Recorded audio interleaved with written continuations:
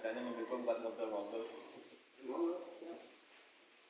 Mau nanya itu Pak tentang Lailatul Qadar. Iya. Kita kan kemarin pas sholat Jumat di masjid. Itu Di masjid mana Pak? di Babulus PU itu. Babulus PU. Iya. Motifnya kan membahas khutbahnya tentang Lailatul Qadar. Seperti biasa, ulama-ulama yang dulu yang saya dengar, Lailatul Qadar itu pada malam-malam banjir. Ya. Apa betul seperti itu? Apa benar gitu? Iya. Ya, malam-malam banjir, yang nungguin di malam-malam banjir. Sebenarnya Lailatul Qadar itu seperti apa, gimana?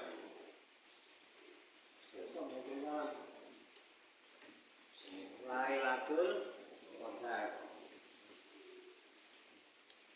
Lailatul Qadar itu disebutkan oleh Allah di dalam Al-Quran ya. Di dalam Al-Quran itu Allah berfirman, Inna anzalnahu fi Lailatul Qadri. Wa ma adraka ma Lailatul Qadri. Lailatul Qadri khairum min alfi syahrin. Tanazzalul malaikatu wa ruhu fiha bi ismi rabbihim min kulli amrin. Salamun hiya hatta matla'il fajr. Itu disebutkan, jadi asal usul kata-kata Lailatul Qadar dari Al-Qur'an tahunya.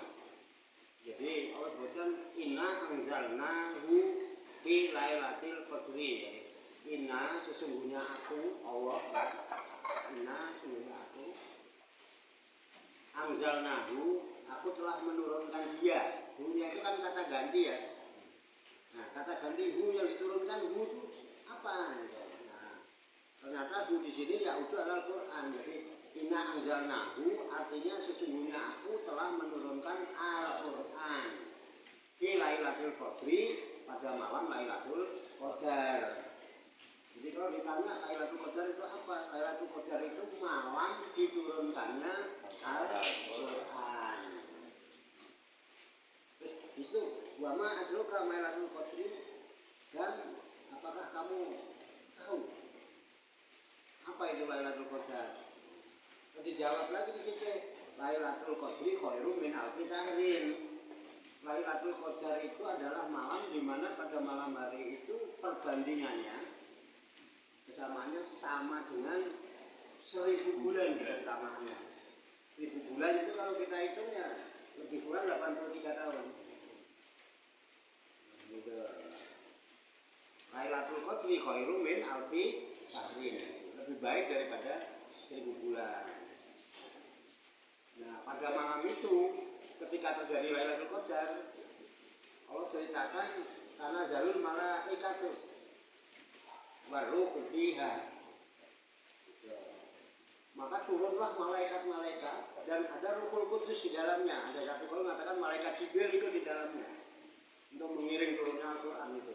Jadi mulia benar Al-Qur'an itu. Jadi kawan ribuan malaikat.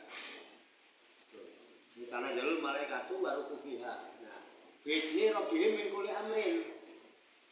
Dengan izin Tuhannya, dengan izin Allah, malaikat-malaikat juga akan mengatur segala urusan, menyelesaikan segala urusan. Nah, ini Rabbihim min kulli amrin. Salam dia hatta matla'il fajr. Di malam itu malam yang penuh dengan keselamatan, kedamaian. Hatta matla'il fajr. Sampai terbitnya fajar. Nah, itu informasi tentang Lailatul Qadar yang kita sekarang tahu. Itu informasi aslinya dari situ, dari Al-Qur'an. Nah, kemudian orang berusaha mencari-cari itu kebaikan yang sampai 1000 bulan itu, mencari-cari. Kemudian Lailatul Qadar itu kapan turunnya? Yang sebenarnya. Nah, karena yang turun di malam Lailatul Qadar itu Al-Qur'an, maka merujuk pada firman Allah berikutnya, yang menjelaskan tentang turunnya Al-Quran itu di surat Al-Baqarah. Ya kalau tadi kan surat Al-Qadar ya, itu kapan Al-Quran diturunkan? Di surat Al-Baqarah ayat 185. Ya. Itu Allah jelaskan gini, Syahrul Ramadan alladzi unzila fihil Qur'an hudal linnasi wa bayyinatin minal huda wal furqan. Syahrul Ramadan, di bulan Ramadan itulah alladzi unzila fihil Qur'an, diturunkan di dalam bulan Ramadan itu Al-Quran. Untuk apa? Hudal linnas. Al-Quran itu petunjuk buat manusia. Wa bayyinatin, bahkan mubayyinah, untuk memperjelas dengan segala urusan yang nggak jelas dijelaskan di Al-Quran, dari hal yang paling kecil sampai hal yang paling besar, semua ada dalam Al-Quran. Wal furqan, bahkan menjadi furqan. Furqan itu pembeda, pemisah antara yang hak dan yang batil, yang halal dan yang haram, ditentukan melalui Al-Quran. Jadi kapan Al-Quran diturunkan? Di bulan Ramadan. Jadi Lailatul Qadar kan turun Al-Quran, ya berarti Lailatul Qadar adanya bulan Ramadan. Ya, paham ya? Pertanyaannya, pas yang diturunkan Al-Quran di bulan Ramadan itu apa pas di Gua Hira itu? Ya nanti dulu. Kita tidak bahas Gua Hira karena pertanyaannya bukan di mana tempatnya kan?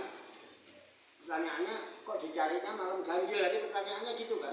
Bukan tempatnya di mana kan? Makanya saya nggak jawab itu.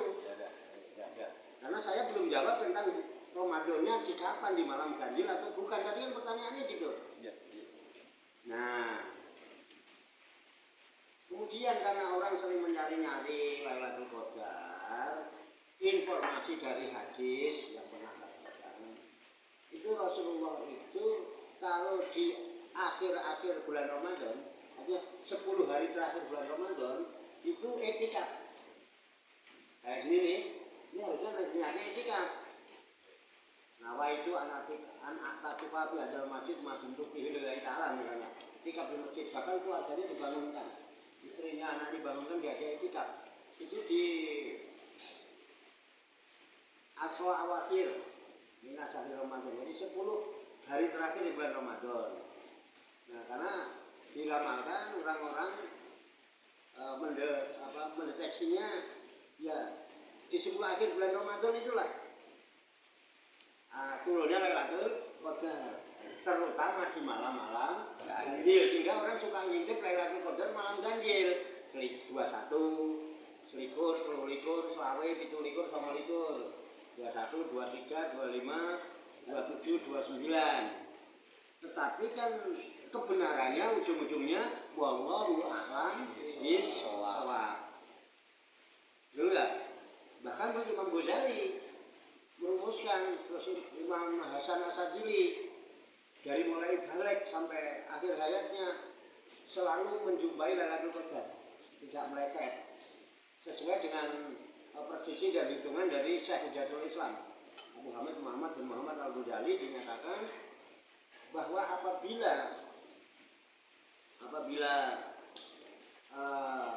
awal Ramadan itu hari Sabtu, maka Lailatul Qadar diprediksi tanggal 23 Ramadan kemarin,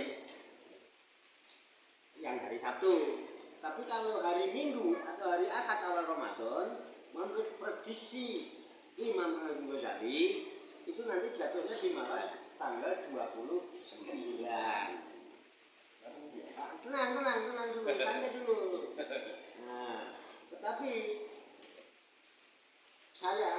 menurut saya ya, yang orang bodoh, dan mungkin kita juga kalau mau itu, yang intinya Lailatul Qadar itu bulan Ramadan, yang intinya. Ya kan, tanggal berapanya ujung-ujungnya wallahu a'lam bishawab. Tapi kalau kita mau orang bodoh, ngapain sih kita mikir punya-punya, cegat aja dari awal sampai akhir. Ibarat ini sungai, Pak. Di sini ada ikan besar di sungai ini. Kita nggak tahu ada yang di ujung sana apa di tengah apa di sini. Di sana di bendung, sini di bendung. Pokoknya ada di sekitar sini nih kan. Ngumpet, habisin airnya, kena nggak sih kan? Nah, tahu deh, cegat aja dari awal sampai akhir.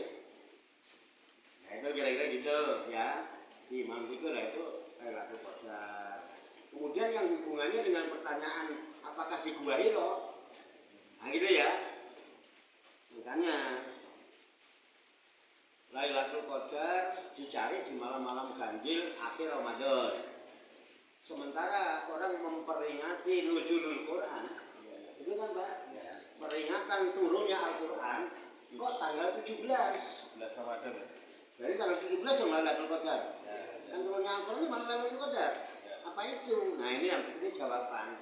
Tanggal 17 Ramadan itu diperingati turunnya wahyu pertama yang diterima oleh Rasulullah SAW di Gua Hiro yang bunyinya Iqra bismi rabbikal ladzi khalaq khalaqal insana min 'alaq Iqra wa rabbukal akram alladzi 'allama bil qalam 'allamal insana ma lam ya'lam. 5 ayat surat Al-Alaq inilah yang diturunkan oleh Allah kepada Nabi Muhammad SAW melalui malaikat Jibril di satu tempat namanya Gua Hiro yang diperingati menjadi malam 17 Ramadan sebagai malam Nuzul Quran karena terjadinya pada tanggal 17 Ramadan di saat Rasulullah usia 41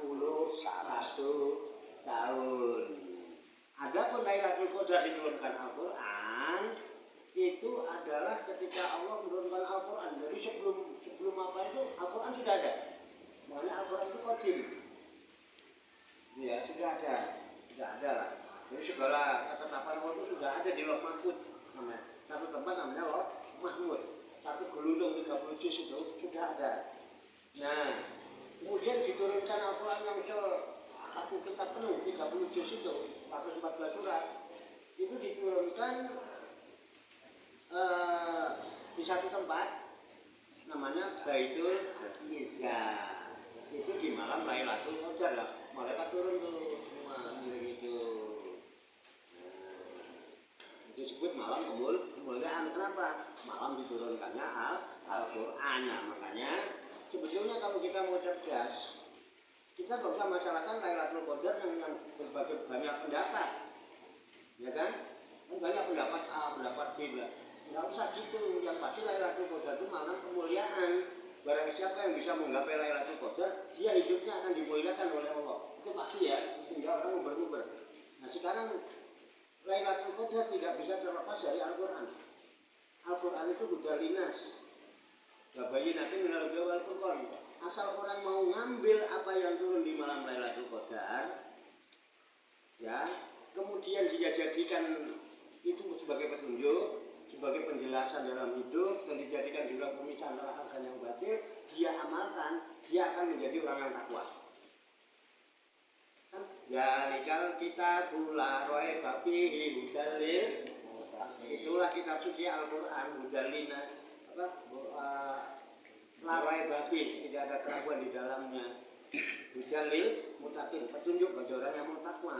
Jadi kalau yang turun di malam Lailatul Qadar kita mau capai, kita dapatkan, kita hidup, kita kaji, kita dapat mengikuti petunjuk Al-Quran, kita pasti jadi orang yang takwa. Dan orang yang paling mulia di sisi Allah itu bukan orang kaya. Orang yang paling mulia itu bukan orang yang ganteng, bukan orang yang cantik, bukan orang yang enggak Pak. Ada nyanyiannya. Apa kan apa itu? Derajat manusia di sisi Tuhannya bukan karena hartanya. Dikembangkannya derajat manusia di sisi Tuhannya bukan karena pangkatnya. Bisa juga derajat manusia di sisi Tuhannya bukan karena gantengnya. Kan coba derajat manusia di sisi Tuhannya bukan karena cantiknya. Karena itu semua bisa hilang, bisa lenyap.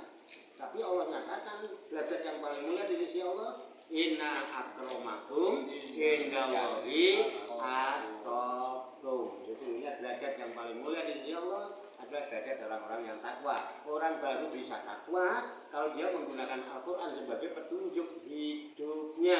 Dan Al-Quran itu diturunkan oleh Allah pada malam Lailatul Qadar. Baru diturunkan berangsur-angsur selama 23 tahun lebih kurang. Dan wahyu pertama yang diturunkan oleh surat Al-Alaq diterima Nabi di Gua Hiro terjadi pada tanggal 17 itu sebetulnya.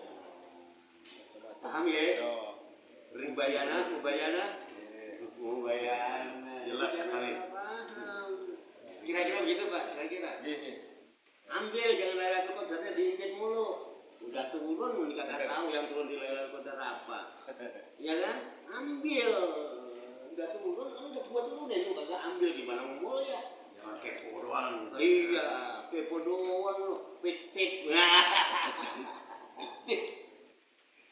Kira-kira gini, namanya ngobrol, maaf ya. Namanya juga ngobrol ngopi ya. Karena ya ngopi apaan? Ngopi. Oh. Kopi dulu sama. Ya silakan, yang bikin kopi bikin kopi Pak, ayo Pak, jadi sambil makan tuh. Nah yang lain boleh mau apa gitu, kira-kira yang perlu jadi Paham ya. Ya. Kali kalau Mbak Min mau nambahin silakan, kalau punya pendapat lain, beda pendapat boleh dong Pak Ahmad, ya kan, satu-satunya ya, Pak Joko. Silakan, untuk punya pendapat boleh, kita boleh berbeda. Ya, perbedaan jangan tapi sebagai pertentangan, kita nggak ada pertentangan. Ya, kita perbedaan boleh, perbedaan itu rahmat. Jangan gara-gara berbeda terus bermusuhan, kalau bagus. Ya dong. Ya, boleh kita beda. Kepala sama berbulu, isinya lain-lain. Iya. Pokoknya yang penting biar anak itu mbak ya